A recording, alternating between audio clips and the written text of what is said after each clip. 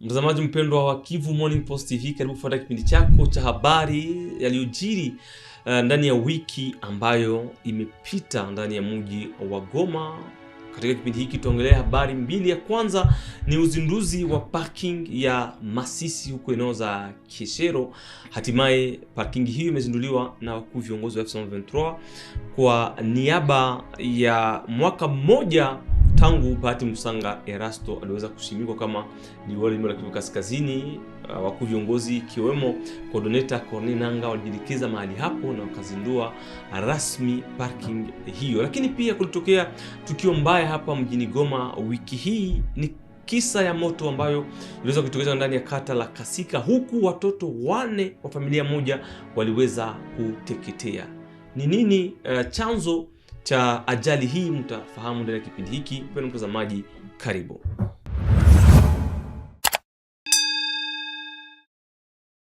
Siko mwenyewe, niko na Sophie Ladiva, mtangazaji wetu ambaye anajielekeza mitaani Goma mara kwa mara ili kutupatia habari za huko na kule. Sophia, amjambo na karibu. Amjambo Josperangi, amjambo tena watazamaji wote wa Kivu Morning. Kwanza na habari hii ya mwaka mmoja tangu Bahati Erasto aliweza kushimikwa kama gavana.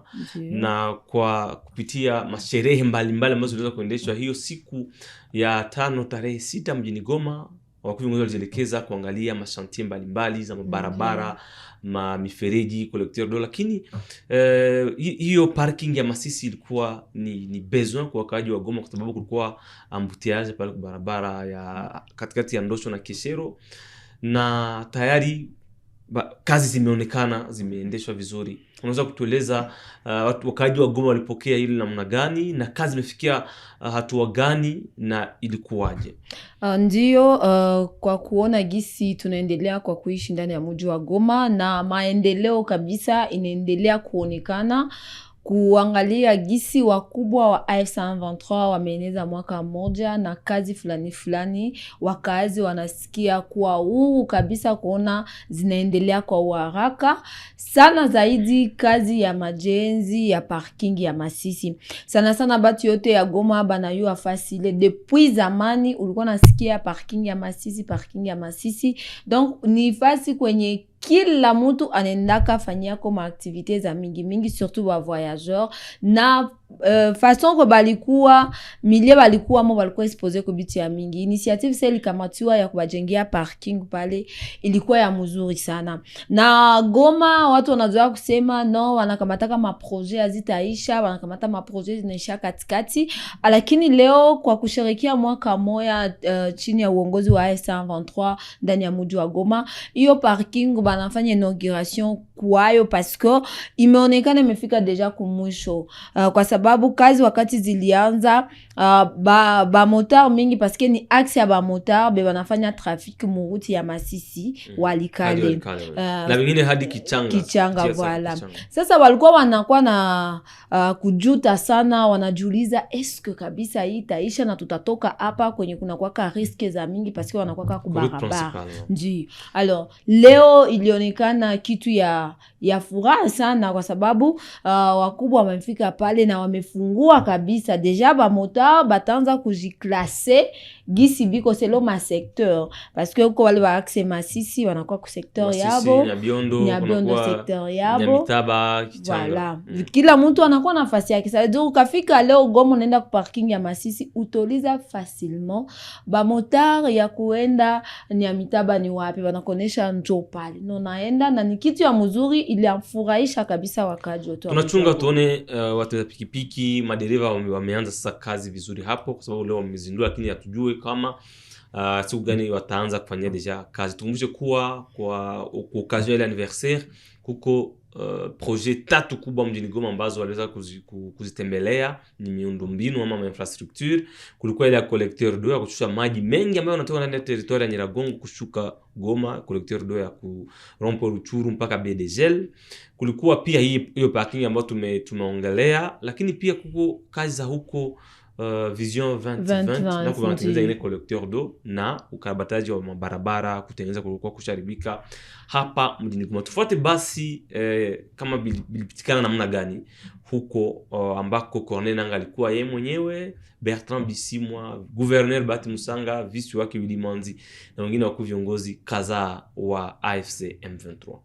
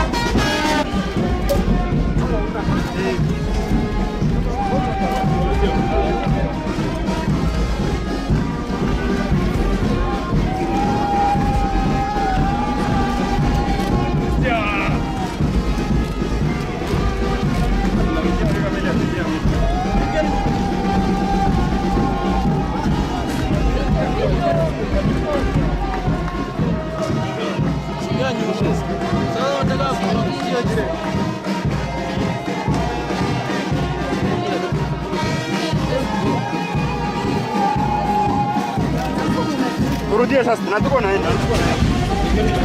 Twende. Unavanza. Twende, tusogee mbele.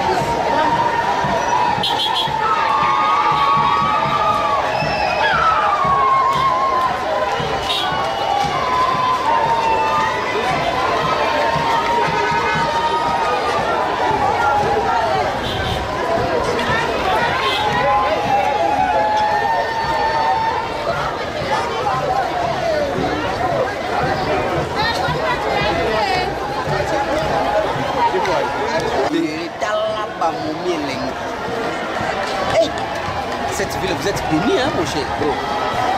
C'est les Rwandais, tout ça. Vous avez un shawarma. Les belles filles de Goma viennent d'épicer. Pour la plupart, oui. Ça, c'est ça, la vie.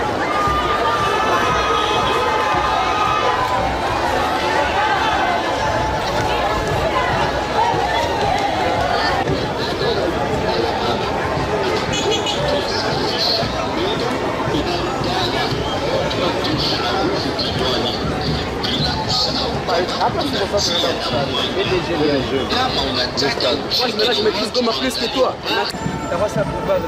Na habari ya pili kwa kumalizia ni hiyo ajali. Ajali kabisa. Ni habari ya huzuni sana. Ya huzuni sana. Ilikuwaje?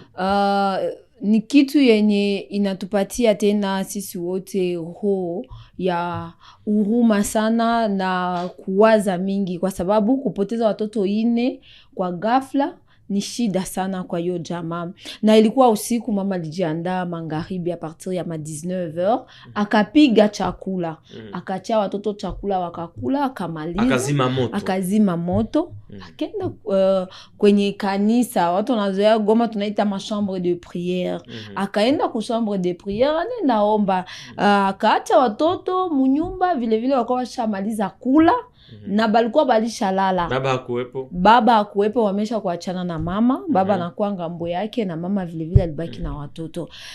Kitu inashangaza sana, majirani walikuwa wangaliki nje mpaka ile 22h.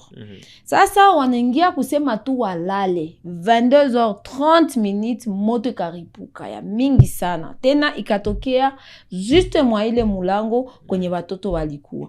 Bado unajiuliza hakuna courant, hakuna bakukuwa na washa bougie, donc ni bitu yenye inakuwa saa on dirait ni mystère, mais bitu ya vile ni kufatanisha kujua source ile moto ni nini juu batu abezi kufa vile sans trace, na tunakosa na nyumba ni familia nzima na nyumba ilikuwa iko katikati. Ndio. Na nyumba zingine zikugusiwa na moto. 2 ndio zililungula zote na zingine zilipata moto, kukakia intervention. Nyumba zingine hakuna ajali yoyote.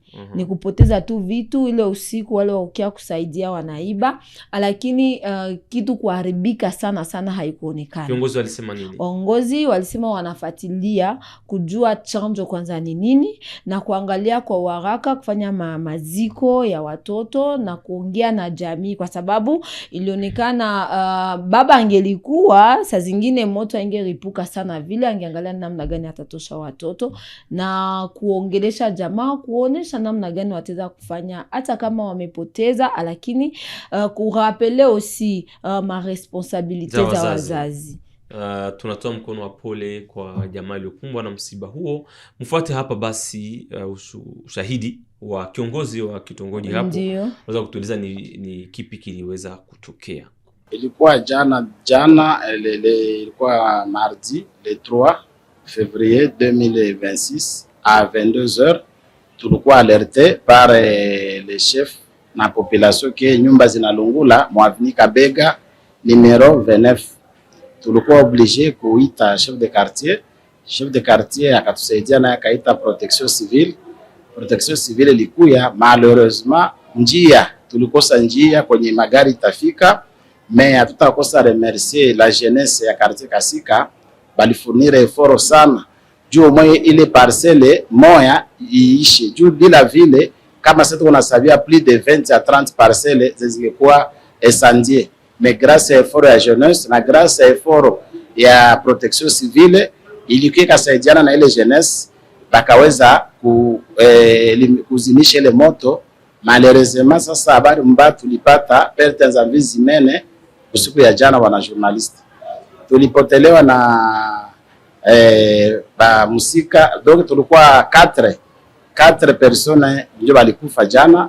Tulipoteza ni watoto ya mama Sifa Manyanya njo degaje tulipata jana usiku. Wa kwanza tuko na jina ya wale watoto wenye balifariki. Wa kwanza jina yake ilikuwa Viviane Chiruza, iko na nifiwa kwanza. Wa kumfuata ni Gloria Chiruza, naye nifiwa 10.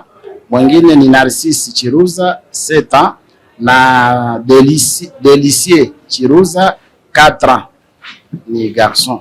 Ndio situation yenye ilitutokea jana mu quartier Kasika, Selile Konde, avenue Kabega na 22h juste. Mpendwa mtazamaji, ni pamoja na hayo tunakomesha kipindi hiki cha habari zilizojiri mjini Goma wiki hii. Ni kushukuru Sofia Radiva kwa kuweza kutembea huko na kule. Asante sana Jospe Angi, asante tena watazamaji wote wa Kivu Morning Post TV kuendelea kutushika mkono na kuendelea kutufata. Asante sana, tukutane wiki nyingine kwa habari zingine. Kwa mtazamaji ukote ulipo, usahau kujiabone kunako Kivu Morning Post TV kwa kutusapoti. Tukutane hivi karibuni.